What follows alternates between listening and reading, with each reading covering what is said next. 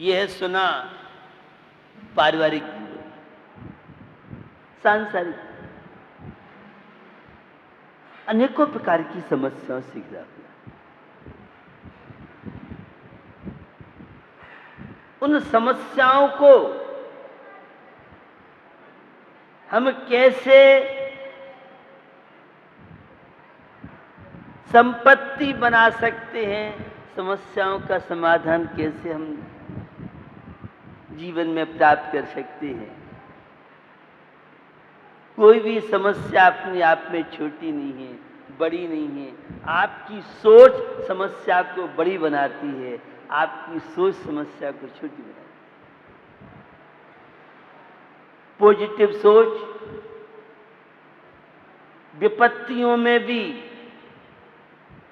कष्टों का अनुभव नहीं होने देती है, और नेगेटिव सोच संपत्तियों में भी कष्ट, दुख, डिप्रेशन, तनावों का शिकार बना देती है। उसी क्रम में यहां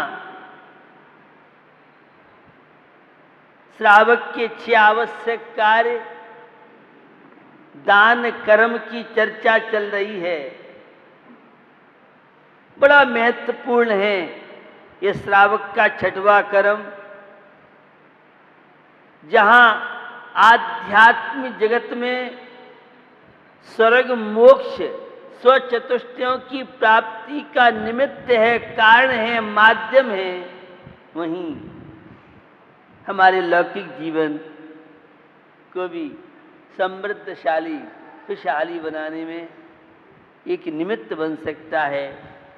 उसी रेणसार की चर्चा को आगे बढ़ाते हुए, जो मुनि भूतवशेषम भुंजद सो भुंजदे जुणोदिष्ठं संसार सार सुखम कम सोण बाणवरे सुखम। आपको विगत दिनों बताया था शतपात्रों का दान, जो मुनिराज को आहार दिया जाता है,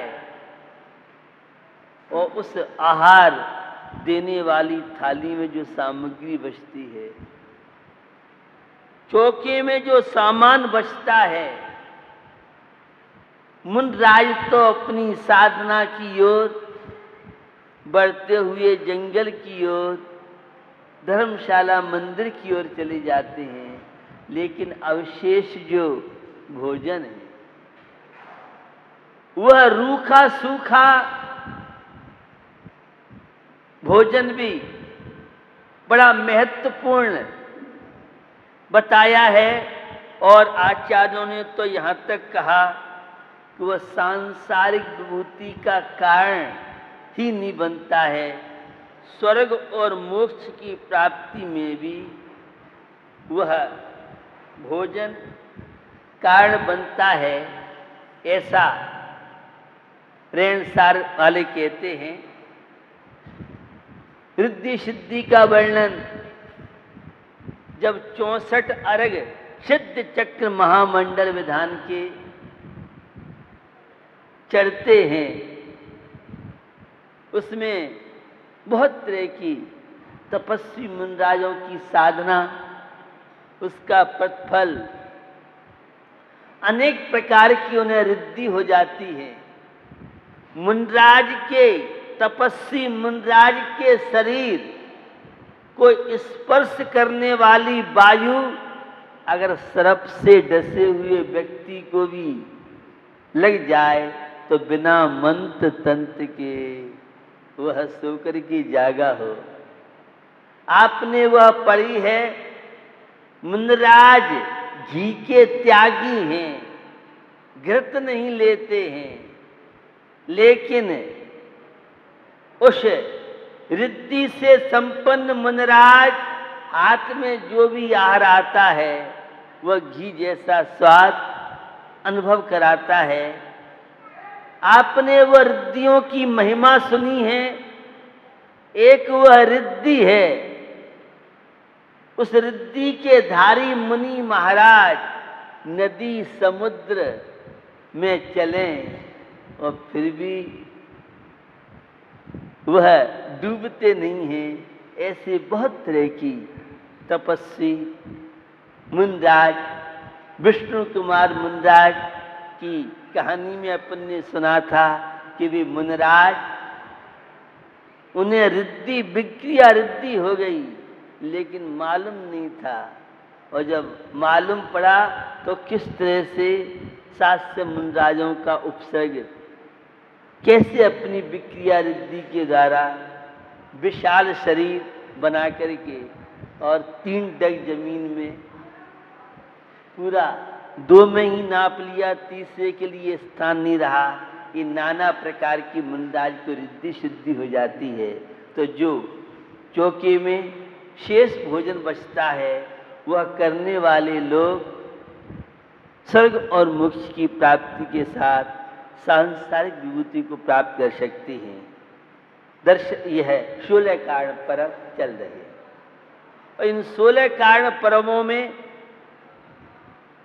कैसे शरीर अलग है, आत्मा अलग है, उस दर्शन विशुद्धि भावना के द्वारा सम्यक दर्शन के द्वारा परिणामों को निर्मल बनाता हुआ उपसम, छायक, क्षयोपसम, ये 3 मुख्य भेद हैं।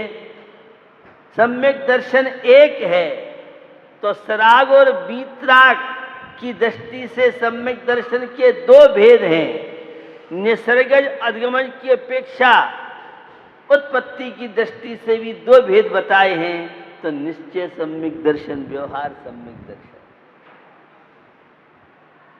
पर द्रव्यंते भिन्न आप में रुच सम्यक भला निश्चय सम्यक दर्शन है। तो व्यवहार सम्यक दर्शन 7 तत्वों का सिद्धांत, देव शास्त्र का सिद्धांत आदि ये व्यवहार सम्यक दर्शन है। 6 सम्यक दर्शन के भेद मारिणा की अपेक्षा से नेमिचंद स्वामी ने गोमटसार जीव कांड में किए हैं, तो आत्मानुशासन में आज्ञादि 10 भेद किए हैं। ये सम्यक दर्शन भावों की निर्मलता, सम्यक दर्शन चित्त की पवित्रता, सम्यक दर्शन यथार्थता को समझ करके जीवन का विकास, विनय संपन्नता, नम्रता की बात सीखी, झुकने की बात सीखी। तो कल शील वृत्तेष्ट नीतिचार नाम की भावना में चरित्र, आचरण, ब्रह्मचर्य व्रत, स्वदारा संतोष व्रत, शील की महिमा, अश्लीलता कामुकता से ऊपर उठने वाले जीवन में पारिवारिक जीवन है तो नारियां शील पात्र धर्म का पालन करती हैं, तो पुरुष स्वदारा संतोष व्रत का पालन करते हैं। आज चौथे दिन में 16 कारण भावनाओं में चौथी सीढ़ी है परमात्मा बनने के लिए है, वह अभीक्षण ज्ञानोपयोग भाव। बहुत ज्ञान मिलेगा आपको भौतिक ज्ञान के क्षेत्र में। वैज्ञानिक तो बहुत आविष्कार, रिसर्च, शोध हो रहे हैं, लेकिन आत्मा की रिसर्च, शांति की खोज, शाश्वत सुख की खोज कैसे संभव है? सम्यक ज्ञानम प्रमाणम आलाप पद्धति में देवसेन स्वामी ने एक फार्मूला दिया। सम्यक ज्ञान को प्रमाण कहा है तो एक भौतिक विज्ञान होता है, एक वीतराग विज्ञान होता है। भौतिक विज्ञान तो शरीर तक सीमित, इंद्रिय विषयों तक सीमित, इस सांसारिक जीवन तक सीमित है। और वीतराग विज्ञान, वह सम्यक ज्ञान हमें आध्यात्म की यात्रा कराता है। तुम एक चैतन्य आत्मा हो। ये जो कुछ दिख रहा है ये सब नश्वर है, क्षण भंगुर है, विनाशशील है। तुम तो शाश्वत अतीन्द्रिय आत्मा। आत्मा का कोई रूप नहीं होता, आत्मा गोरा नहीं होता, काला नहीं होता, सांवला नहीं होता। आत्मा तो एक चैतन्य आत्मा है, वह अमूर्तिक है, वह स्पर्श रस गंध वर्ण से रहित है। सम्यक ज्ञान से पता पड़ता है पुण्य क्या है, पाप क्या है। सम्यक ज्ञान से पता पड़ता है संसार क्या है, मोक्ष क्या है। सम्यक ज्ञान से पता पड़ता है अनंत काल से मेरी संसार में यात्रा चल रही है, अब मनुष्य जीवन मिला है तो ये शांति के लिए मिला है, ये संसार के बंधनों से मुक्त होने के लिए मिला है। खाना पीना सोना तो एक डॉग कुत्ता भी कर लेता है, एक पशु भी पेट भर लेता है, पक्षी भी जीवन का निर्वाह कर लेता है। यह मनुष्य जीवन दुर्लभ है। और ये धार्मिक आचार विचार, धर्म की बात कानों को भी तृप्त करती है और जीवन में शांति लाती है। तो इस सम्यक ज्ञान की बड़ी महिमा है। तीर्थंकर प्रकृति का बंध कौन करते हैं? जो अवीक्षण ज्ञानोपयोग की भावना को भाते हैं। और ये अवीक्षण ज्ञानोपयोग प्रतिपल प्रत्येक क्षण शाश्वत अरहनिश निरंतर अविरल, बहुत तरह के अर्थ हैं। उन सब अर्थों में प्रत्येक क्षण सम्यक ज्ञान की भावना, आत्म कल्याण की भावना, अध्यात्म की भावना। यह नरजीवन मुझे परमात्मा बनने के लिए मिला है। यह नरजीवन आत्मा से कंकर से शंकर बनने के लिए मिला है। मैं तो अभी तक इंद्रियों की तृप्ति में लगा रहा, इच्छाओं की पूर्ति में लगा रहा, परिवार के लालन पालन में लगा रहा, अशुभ आश्रव अशुभ बंध के द्वारा बहिरात्मा बन करके, और मैं संसार की यात्रा करता रहा। सम्यक ज्ञान से हमें मालूम पड़ता है, और वह भी प्रत्यक्ष सम्यक ज्ञान की बात। जिनेन्द्र प्रभु की वाणी जो संसार समुद्र से तराने में माध्यम बनती है, वीतराग प्रभु की वाणी धर्म कथा सुनाने वाले सुनने वाले इस कलयुग में बिरले ही मिलेंगे। और वह भी स्यादवाद अनेकांतात्मक शैली से। अगर पक्षपात जीवन में है, चाहे वह निश्चय ने का पक्ष हो, चाहे वह व्यवहार ने का पक्ष हो, चाहे वह निमित्त का पक्ष हो, चाहे वह उपादान का पक्ष हो, चाहे भाग्य का पक्ष हो, चाहे वह उस कर्म का पक्ष हो, पुरुषार्थ का पक्ष हो, भाग्य पुरुषार्थ दोनों का सामंजस्य है। निश्चय व्यवहार एक सिक्के के दो पहलू हैं, निमित्त उपादान एक दूसरे के पूरक हैं। तो हमें शादवाद अनेकांतात्मक शैली से जिनवाणी को समझना चाहिए। जिनेन्द्र प्रभु की वाणी को जिनवाणी कहते हैं। केवल ज्ञान 5 ज्ञान हैं, सम्यक ज्ञान, मध्य ज्ञान, सत्य ज्ञान, अवध ज्ञान, मन परिज्ञान, केवल ज्ञान। और 3 उल्टे भी ज्ञान होते हैं, मिथ्या, कुमति, कुश्रुत, कुअवधि। अभी तक ये खोटे ज्ञानों का आश्रय लेकर के हमारी संसार यात्रा चलती रही। आज नर जीवन मिला है तो सम्यक ज्ञान के लिए मिला है। यह ज्ञान माने जानना, अवगत होना, समझना। और सर्वासिद्धि में जब पूजपाद स्वामी से मिलते हैं, ज्ञायते ज्ञायते अनेन जप्ति मात्रम व ज्ञानम, जानना मात्र ज्ञान है। और किसको जानना? पर को तो हमने बहुत जाना है, अपने आप को जाना। मैं कौन हूं? मैं चैतन्य आत्मा। मैं कहां से आया हूं? मैं निगुस से आया हूं। जाना कहां है? मेरी मंजिल मोक्ष। लक्ष्य हमारा शाश्वत,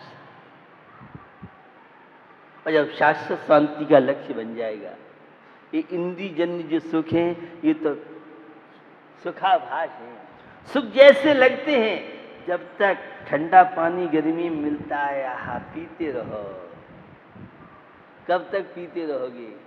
जब तक जिह्वा का स्पर्श इंद्री का वो ठंडे पानी से संबंध है। और जैसे ही पानी का गिलास अलग हुआ, पानी अलग हुआ, तो कुछ समय बाद पुनः प्यास की वेदना सताती है। भोजन मिल जाता है, तृप्त हो जाते हैं। कब तक? जब तक दोबारा भूख या साता वेदनी की उदीर्ण नहीं हुई है। ये सब क्षणिक सुख है। ये खुजली की तरह खुजाते समय तो बहुत अच्छा लगता है, और जब खुजली बढ़ जाती है, दाद होती है, घाव हो जाता है, बेचैनी होती है। एक कुत्ता हड्डी को चबाता है, बड़ा आनंद आ रहा है। आनंद हड्डी का नहीं है, उस गाल में से जो खून निकल रहा है, अपने खून में ही आनंद मना रहा है। हमारी आपकी भी उस कुत्ते से भी गिरी बीती स्थिति है। उसे तो नॉलेज नहीं, ज्ञान नहीं। हम सब जानते हैं, अकेले आए हैं, अकेले जाएंगे। कोई साथ लेके कुछ आया नहीं है, न साथ लेके जाएगा। तो बंधुओं, ये है जानना। 7 तत्व, 6 द्रव्य, 9 पदार्थ, 5 अस्तिकाय। ये उपयोग क्या कहलाता है? प्रत्येक जीव के अंदर ज्ञान है, मत ज्ञान, सुत ज्ञान। उस निगोदिया जीव एक इंद्री के, पेड़ पौधे, खटमल मच्छर, 2 ज्ञान तो सबके पास है। मिथ्या दृष्टि के प्यास को ज्ञान कहलाते हैं, और सम्यक दृष्टि के ज्ञान वे सम्यक ज्ञान कहलाते हैं। अवध ज्ञान देवनारकियों को तो होता ही है, तीर्थंकर को भी होता है, 3 मनुष्यों को भी सूक्ष्म निमित्त अवध ज्ञान हो सकता है। मने परे ज्ञान मुनि अवस्था में होता है, और केवल ज्ञान क्षय ज्ञान कहलाता है। जिन प्रभु का जो ज्ञान, केवल ज्ञान, तीनों लोक तीनों काल की बात को जानने वाले को हम केवल ज्ञान कहते हैं। ये उपयोग क्या है? चैतन्य के अनुविधायी परिणाम या चैतन्य का अनुविधायी रूप परिणाम उपयोग कहलाता है। तो निरंतर सम्यक ज्ञान की बात, ये प्रवचन सुनना है, ये जनवाणी का पठन पाठन है। बंधु, आध्यात्मिक दृष्टि से अभीक्षण ज्ञानोपयोग का अर्थ होता है स्वज्ञान, स्वयं को ही जीव बना लेना। यह है आध्यात्मिक अभीक्षण ज्ञानों का प्रभाव। व्यवहारिक दृष्टि से देखें, 7 तत्व हैं, जीव है, मैं चैतन्य आत्मा जीव हूं। अजीव, जीव से जितने भिन्न पदार्थ वे अजीब कहलाते हैं।